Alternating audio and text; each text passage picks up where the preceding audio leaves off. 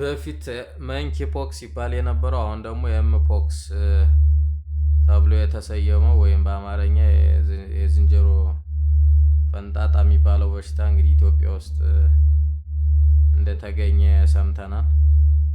ዛሬ ስለሱ በሽታ የተወሰነ ላለው ወደዛ ከመሄዴ በፊት ይሄን ቪዲዮ የምታዩ ፎሎ፣ ላይክ፣ ሼር ማድረግ አትርሱ። ዩቲዩብ አካውንት ባዮ ላይ ያለ እሱንም ሰብስክራይብ እንድታደርጉበት እናጠይቃለሁ። እንግዲህ መንኪ ፖክስ ይባል የነበረው አሁን ላይ የዓለም የጤና ድርጅት ኤም ፖክስ በሚል ስሙን ቀይሮታል። እንግዲህ መጀመሪያ ለምን መንኪ ፖክስ ተባለ የሚለውን ስናይ ያው መጀመሪያ ይሄን በሽታ የሚያመጣው ቫይረስ መንኪ ፖክስ ቫይረስ የሚባለው የተገኘው ዝንጀሮ ላይ ስለሆነ ነው ቫይረሱ። በዛ ነበር እንግዲህ ቫይረሱ መንኪ ፖክስ ቫይረስ ተባለ ወይም የዝንጀሮ ፈንጣጣ ቫይረስ። ከዛ በሽታው በሱ ምክንያት የሚመጣው ደግሞ መንኪ ፖክስ ወይም የዝንጀሮ ፈንጣጣ ተባለ ማለት ነው። እንደ አውሮፓውያን አቆጣጠር ከ2022 ጀምሮ ግን የዓለም የጤና ድርጅት ስሙን ቀይሮታል። መንኪ ፖክስ የሚለውን ወደ ኤም ፖክስ ቀይሮታል። ይህ የሚያደርግበት ምክንያት እንግዲህ አንደኛው የዓለም የጤና ድርጅት ላይ የተቀመጠው መርሆ እንግዲህ በሽታዎችን ዓለም ላይ አዲስ በሽታ ሲከሰት ስያሜ የሚሰጠው የዓለም የጤና ድርጅት ነው። ወይም ደግሞ የሆነ በሽታ ስያሜ መቀየር ቢያስፈልግ እሱን የሚያደርገው የዓለም የጤና ድርጅት ነው። የዓለም የጤና ድርጅት ደግሞ ምን የሚል መርህ አለው? ማንኛውም የበሽታ ስያሜ በቦታ ስም ወይም ደግሞ በእንስሳ ስም መሰየም የለበትም የሚል እንትና አላቸው፣ መርህ አላቸው። አክቹአሊ ከሆነ ጊዜ ወዲህ የመጣ መርህ ነው። በሱ ምክንያት ያው መንኪ ፖክስ በእንስሳ ስም የተሰየመ ስለነበር ያ ደግሞ ጥሩ አይደለም። በቦታ ስም በእንስሳ ስም ሲሰየም በሽታ አግላይነትን ያመጣል በሚል እንግዲህ ስሙ እንዲቀየር አድርገዋል። ወደ ኤም ፖክስ ወደሚል ቀይረውታል። ስለዚህ እኛ ጋም በአማርኛ ያው የዝንጀሮ ፈንጣጣ የሚለውን የዝንጀሮ የሚለውን መጠቀም አይመከርም ማለት ነው። እንግዲህ በደብሊውኤችኦ በዓለም የጤና ድርጅት ምክረ ሀሳብ መሰረት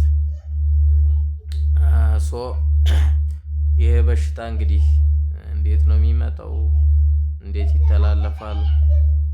መከላከያውስ እንዴት ነው የሚለውን ስናይ እንግዲህ በነሐሴ 2024 ባለፈው ነሐሴ ማለት ነው የዓለም የጤና ድርጅት ይሄ በሽታ ፐብሊክ ሄልዝ ኢመርጀንሲ እንደሆነ አውጇል። ያ ማለት የዓለም የጤና ስጋት እንደሆነ ምክንያቱም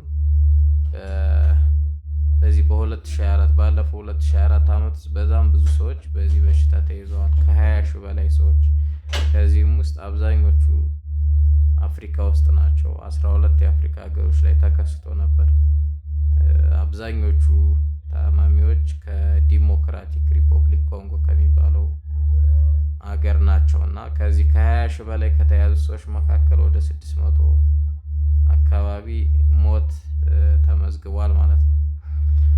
እና ይሄ በሽታ እንግዲህ በቫይረስ የሚመጣ በሽታ ነው። እንዴት ነው የሚተላለፈው የሚለውን ስናይ ከእንስሳ ወደ ሰው ወይም ደግሞ ከሰው ወደ ሰው ሊተላለፍ ይችላል።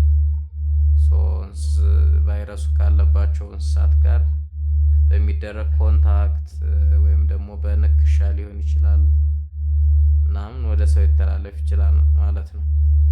ሌላው ግን አሁን ላይ ዋና የመተላለፊያ መንገድ የሆነው ከሰው ወደ ሰው መተላለፊያ መንገድ ነው። ይሄኛው በዳይሬክት ኦር ኢንዳይሬክት ኮንታክት ሊተላለፍ ይችላል። ዳይሬክት ኮንታክት ማለት ቀጥተኛ የሆነ ንክኪ ማለት ነው። ይሄኛው ካለበት በሽታው ካለበት ሰው ጋር በሚደረግ የሰውነት ንክኪ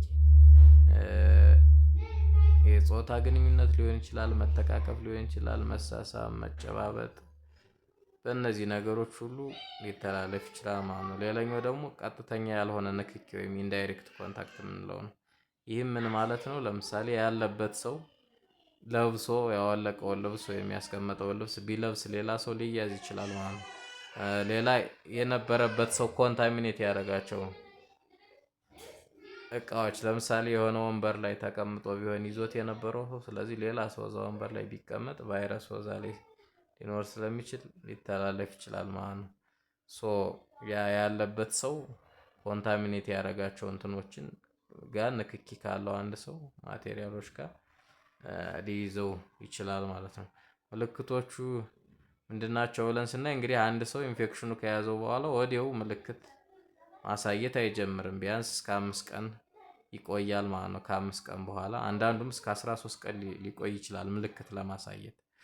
ከዛ ምልክቶቹ ምንድናቸው ብለን ስናይ ያው ከሰው ሰው የተወሰነ መለያየት ሊኖር ይችላል። ግን የሰውነት ትኩሳት ይኖራል፣ የመገጣጠሚያ ቁርጥም ህመም፣ የጡንቻ ህመም፣ የወገብ ህመም፣ ራስ ምታት እና ቆዳ ላይ የሚወጣ ሽፍታ እና ሌሎችም ተጨማሪ ምልክቶች ሊኖሩ ይችላሉ ማለት ነው። ስለዚህ ማንኛውም እንደዚህ አይነት ከተጠረጠረ ሰው ጋር ወይም ከአዲስ ሰው ጋር ንክኪ ምናምን ያለው ሰው እንደዚህ አይነት ምልክት ካሳየ ይሄ በሽታ ሊሆን ይችላል ማለት ነው። በእርግጥ እነዚህ የጠቀስኳቸው ምልክቶች የሚያመጣው ይሄ በሽታ ብቻ አይደለም፣ ሌሎች የተለያዩ አይነት በሽታዎችም እነዚህን ምልክቶች ሊያመጡ ይችላሉ።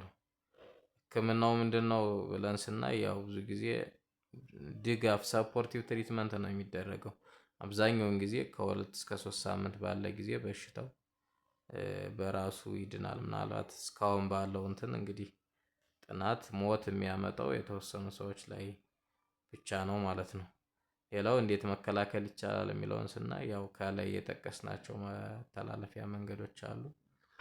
ስለዚህ እነሱ መተላለፊያ መንገዶች በማወቅ ጥንቃቄ በማድረግ መከላከል ይቻላል። ክትባት እንግዲህ አለው፣ ግን ኢትዮጵያ ውስጥ ክትባቱ ያለ አይመስለኝም። አሜሪካ ምናምን አለ ክትባት። ስለዚህ እንደዚህ ተጋላጭ ለሆኑ ሰዎች ምናምን ይሰጣል ክትባቱ፣ ለሁሉም ሰው ባይሆንም። ይሄን ካልኩ ይበቃኛል። ጥያቄ አስተያየት ካለ እናስተናግዳለን። ፎሎ፣ ላይክ፣ ሸር ማለት እንዳትረሱ። አመሰግናለሁ።